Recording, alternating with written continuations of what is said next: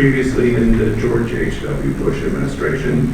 He was the executive vice president and general counsel. He was one of the law firms here in D.C., one of the big ones. So without further ado, Mr. Attorney General.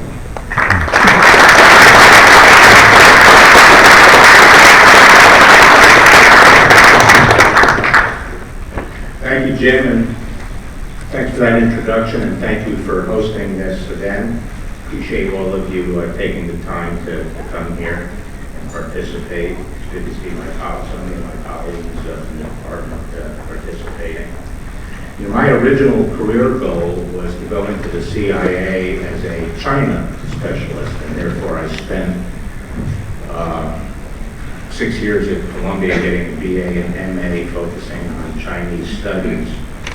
And I remember in one of my government classes we were having a debate, this was in the early 70s, we were having a debate as to which of our foreign adversaries would pose the greatest long-term threat to the United States. And the question was whether it was Russia or China. And I recall the observation of one of my classmates who was arguing that China posed the greatest long-term challenge to the United States. And he said, Russia wants to conquer the world.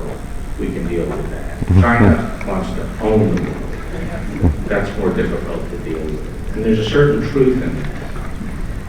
In 1972, our hope was that integrating China into the international economic system would encourage the PRC to liberalize its economy, and that a freer market and economic growth would gradually lead to greater political freedom for its citizens.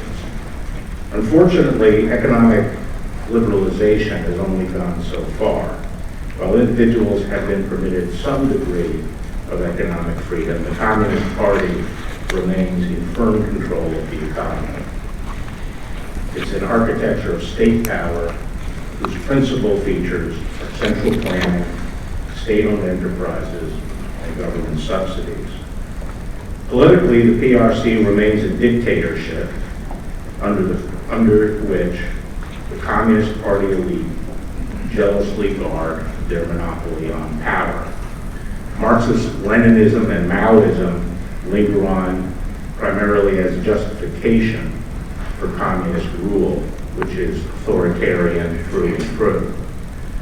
The Communist Party is willing to resort to harsh measures to repress any challenge to its one-party rule, whether it is suppressing religion, rounding up and re-educating Uyghurs, resisting efforts at self-determination in Hong Kong, or using the Great Firewall to limit access to ideas and penalize their expression. For a brief time after the Cold War, we had indulged the illusion of that democratic capitalism had triumphed and was now unchallenged by any competing ideology. That was nice while it lasted. But we are now in a new era of global tension and competition. And China has emerged as the United States' top geopolitical adversary based on competing political and economic philosophies. Centuries before communism, China regarded itself as the central kingdom, Zhongguo. And it wasn't central to the region, it was central to the world. And its ambition today is not to be a regional power, but to be a global one. For China, success is a zero-sum game.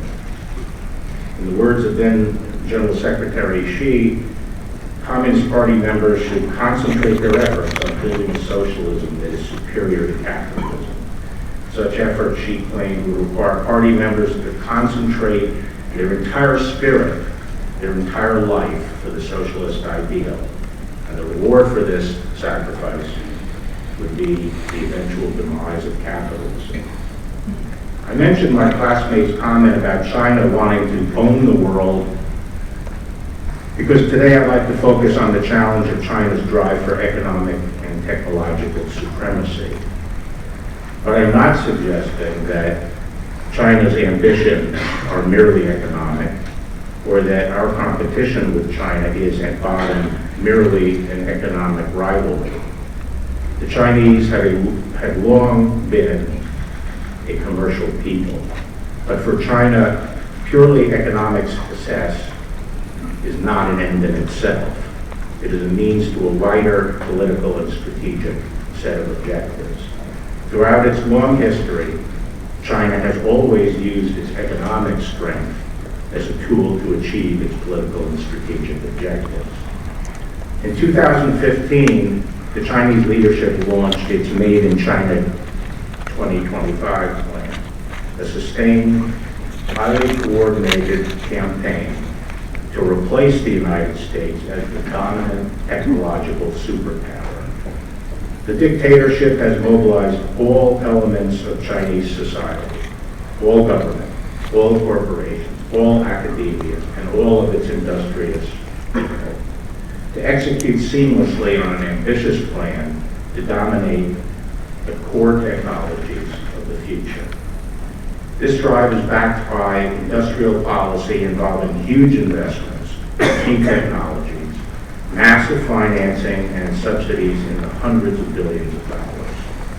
Unfortunately, it also involves industrial espionage and theft of technology and intellectual property, as well as forced technology transfers, predatory pricing, leveraging China's foreign direct investment, and strong-arm sales tactics in target markets, including the use of corruption.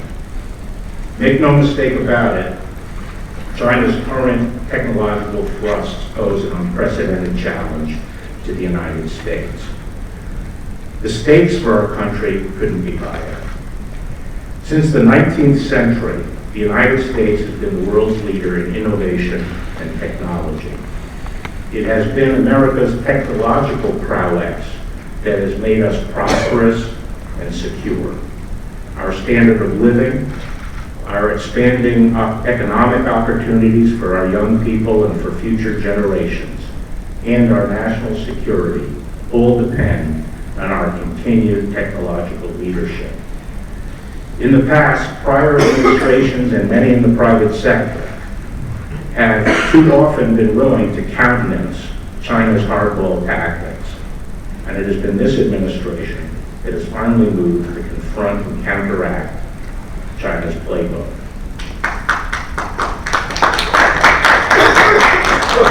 Today I want to focus on two aspects of the challenge we face.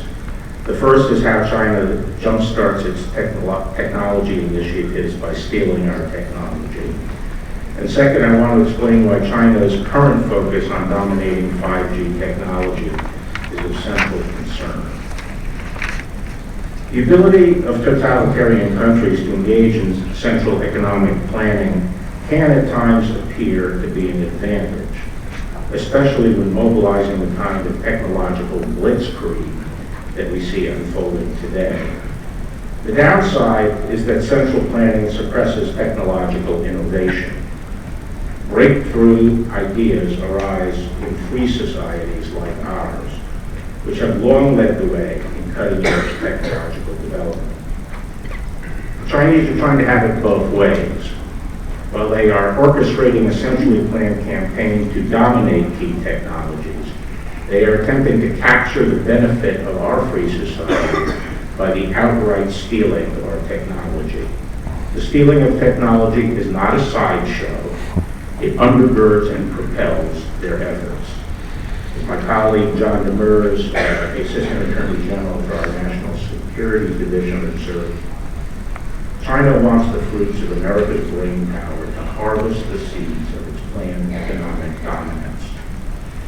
In 2018, as you've been hearing, the department launched its China initiative to confront China's malign behaviors and to protect U.S. technology.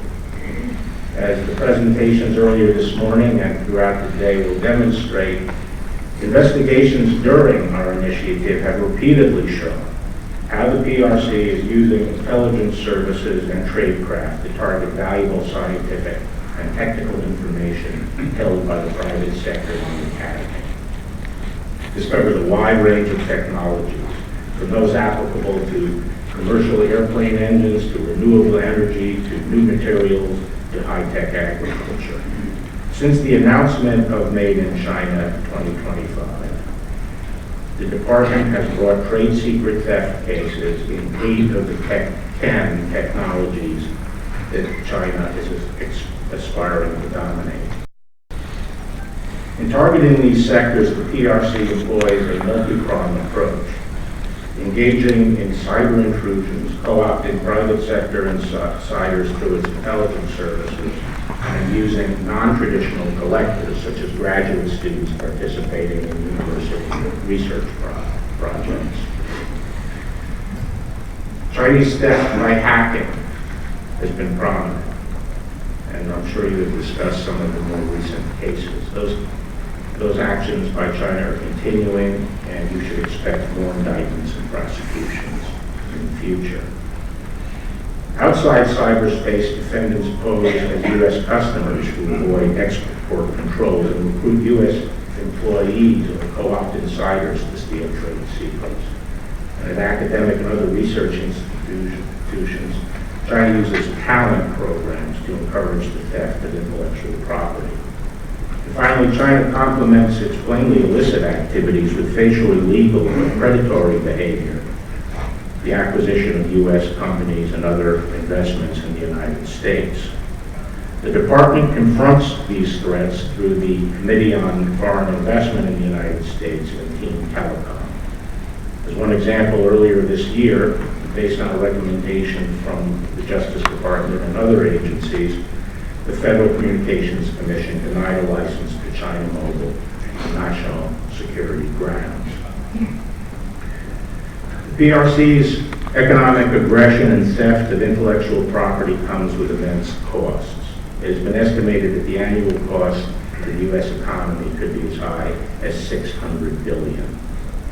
The department will continue to use our full suite of national security tools to combat the threat posed by theft directed and encouraged by the PRC. But as I'm sure as the FBI director stressed, our ability to protect American technology will ultimately depend on a partnership and working collaboration with industry and the academy. Now let me turn to a very concrete problem that confronts us today. It is the pivotal nature of 5G technology and the threat arising from China's drive to dominate this field. 5G technology lies at the center of the technological and industrial world that is taking shape.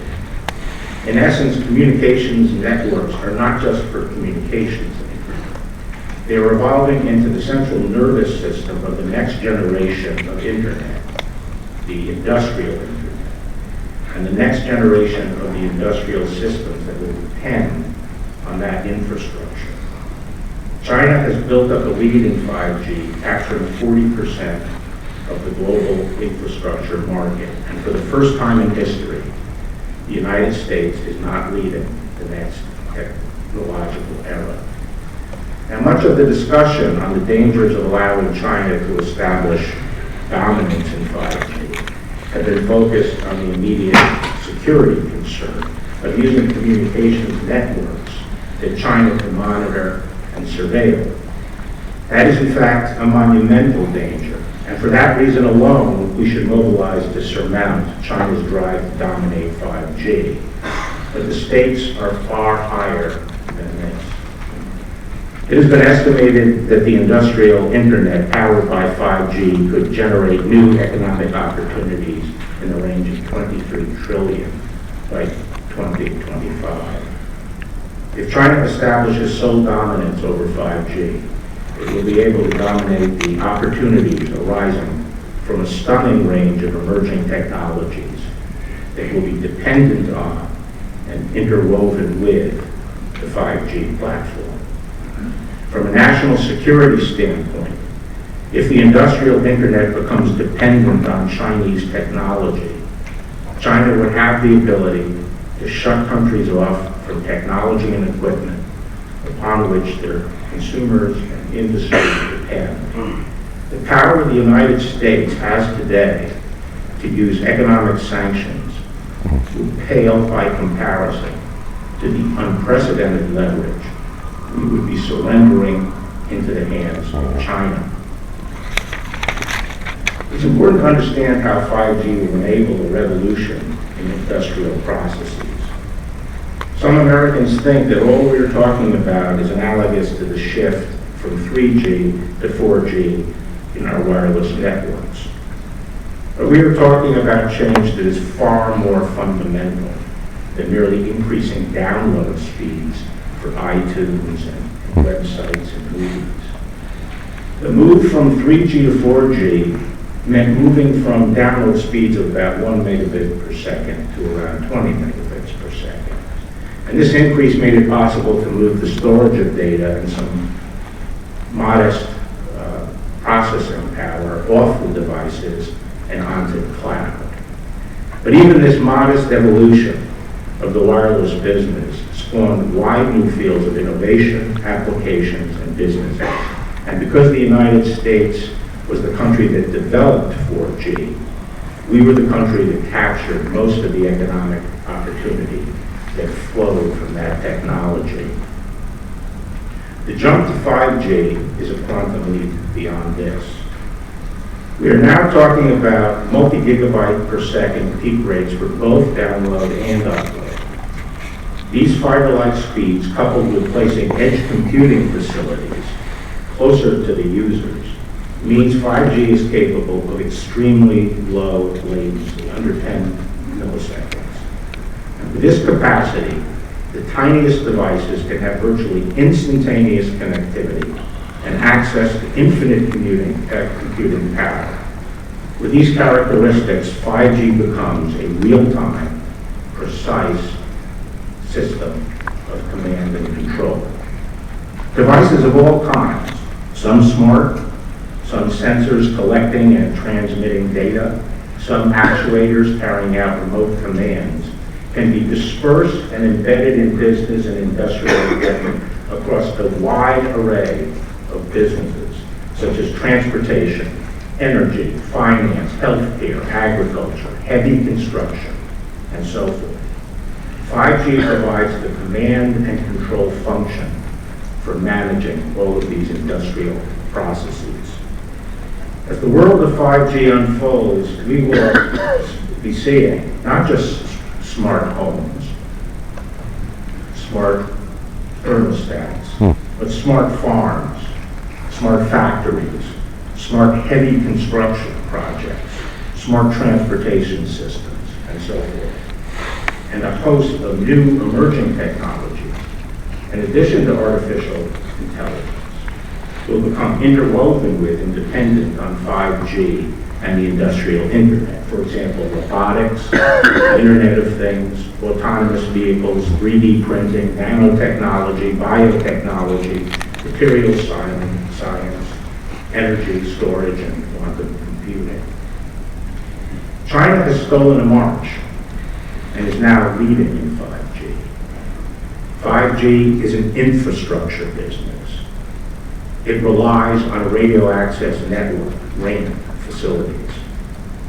China has two of the leading RAN infrastructure suppliers, Huawei and ZTE. Together, as I've said, they have already captured 40% of the market and are aggressively pursuing the balance.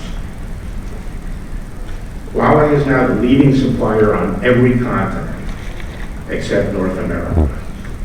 The United States does not have an equipment supplier. China's principal competitors are the Finnish firm Nokia with a 17% share and the Swedish firm Ericsson with a 14% share. The Chinese are using every lever of power to expand their 5G market share around the globe. It is estimated that the total market for 5G infrastructure is $76 billion. China is offering over $100 billion in incentives to finance customer purchases of its equipment. That means that China can offer its customers to build their 5G networks for no money down. And they have a sales force and technicians of 50,000 around the globe to push the acceptance of Huawei infrastructure. In an infrastructure business like 5G, I say this as someone who spent 15 years in telecommunications business. Scale is critical. The business requires huge investments in R&D, as well as very high capital costs. The larger a company's market share, the better it can afford these costs. Competitors facing a shrinking addressable market find it harder to sustain the levels of investment required to stay competitive. Chinese companies start with the advantage of the largest domestic market, giving them instant scale. And as they add this around the world, they will be able to invest more in their technology. The more China gains ground as a supplier of 5G infrastructure, the more it will also gain ground in all the constituent technologies that undergird 5G infrastructure. 5G rests on a stack of technologies including semiconductors, fiber optics, and rare earth materials. China has moved to domesticate all of these elements, so it will not be dependent on foreign suppliers. Semiconductors provides a good example of the ripple effect of Chinese leadership in 5G. China now consumes over half of the world's semiconductors. China has now started to replace U.S. semiconductors with its own. Its scale in this field will permit it to make the investments needed to close the current quality gap. As China builds its scale in the semiconductor industry, it will place substantial pressure on alternative semiconductor suppliers. And of course, semiconductors are indispensable to a wide range of technology and industries apart from 5G. China's success in 5G infrastructure is also translating into advantages in a range of new technologies associated with 5G. Artificial intelligence is a good example. It is interwoven with the industrial internet. As China captures more and more of the data generated by its 5G infrastructure, it can produce better artificial intelligence, because that is what artificial intelligence learns from. The more data, the better the AI. It's a virtuous cycle. Within the next 5 years, 5G global territory and application dominance will be determined.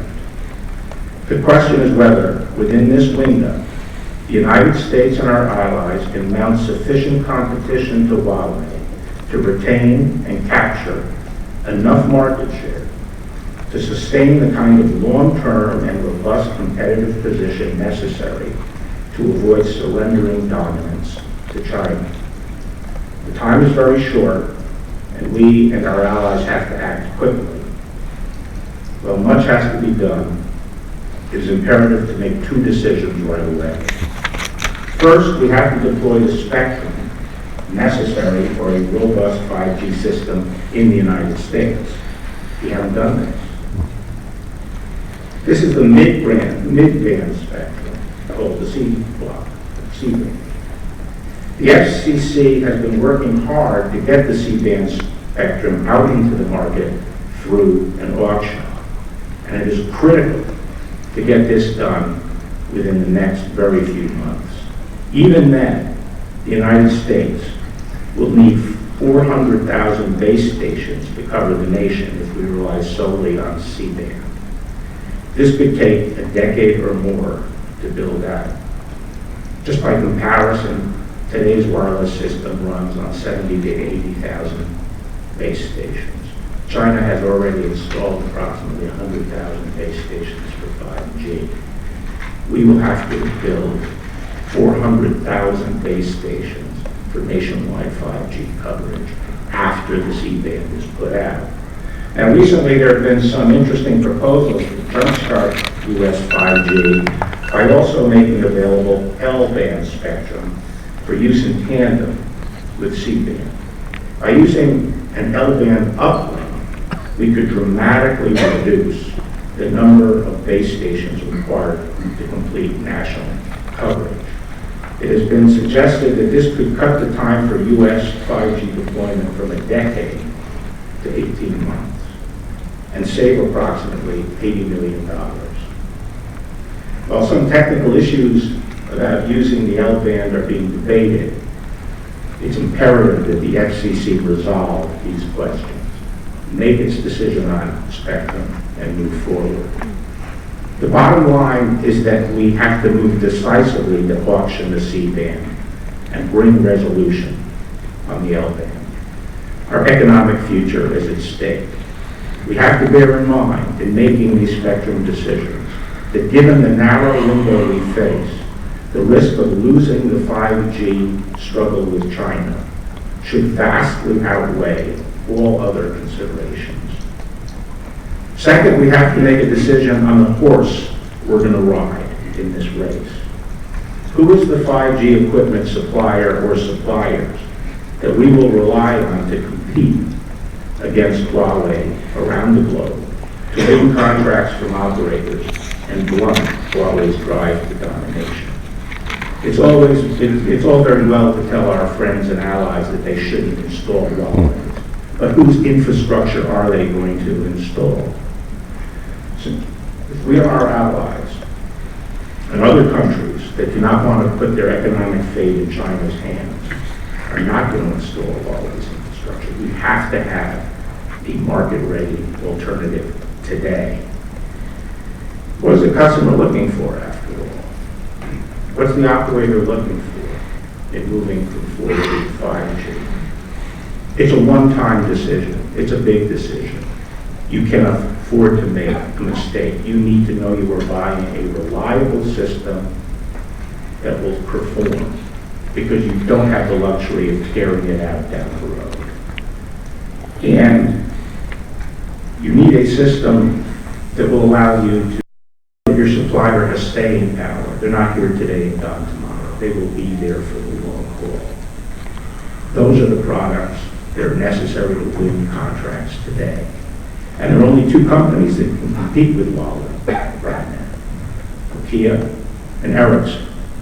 They have the reliable products that can guarantee performance. They have proven successful in managing customer migration from 4G to 5G. The main concern about these suppliers is that they have neither Huawei's scale nor the backing of a powerful country with a large embedded market like China. Now, there have been some proposals that these concerns could be met by the United States aligning itself with Nokia and/or Ericsson through American ownership of a controlling stake, either directly or through a consortium of private American and allied companies. Putting our large market and financial muscle behind one or both of these firms would make it a far more formidable competitor and eliminate concerns over its staying power or their staying power. We and our closest allies certainly need to be actively considering this approach. Now, recently there has been some talk about trying to develop an open RAN approach, which aims to force open the RAN into its components and have those components be developed by U.S. or Western innovators. The problem is that this is a pie in the sky. This approach is completely untested and would take many years to get off the ground and would not be ready for prime time for a decade, if ever. What we need today, as I said, was a product that can win contracts right now, a proven infrastructure, one that will blunt Huawei's advance. As a dictatorship, China can marshal an all-of-nation approach. The government, its private, its companies, its academia, acting together as one. We're not able to compel this. When we have faced similar challenges in the past, such as World War II and Russia's Cold War technological challenge, as a free people, we rallied together. We were able to form a close partnership among government, the private sector, and academia. And through that cooperation, we prevailed in the challenges we have met. Unfortunately, the cooperative bonds and sense of purpose we were able to muster in the past are harder to call on today. And in the 1950s, we had the Sputnik moment that helped galvanize the nation and bring unity to our response. And we have not seen a similar catalyst today. If we're going to maintain our technological leadership, our economic strength, and ultimately our national security in the face of this blitzkrieg, we need the public and private sectors to work together and come shoulder to shoulder. To our private sector friends, I would say that appeasing the PRC may come with short-term benefits, but I urge you to question the long-standing assumption that promises of market access are worth the steep costs. The PRC's ultimate goal is to replace you with a Chinese company. University and think tank colleagues, I'd ask that you not allow the theft of technology under the guise of academic freedom. Do not allow the PRC to dictate your research or pressure you into ignoring diverse voices on controversial topics. Consider whether any sacrifice of academic integrity or freedom is worth the trade-off. And to our allies, I applaud your efforts to stand up to China's economic leverage. But we must do more and act collectively. Let's not forget that our collective economic influence and power is far stronger. Throughout history, free societies have faced regimented adversaries. At critical junctures, they have achieved the unity and purpose necessary to prevail, not because they have been compelled to do so, but because they really choose to do so. We must make that choice today. Thank you very much.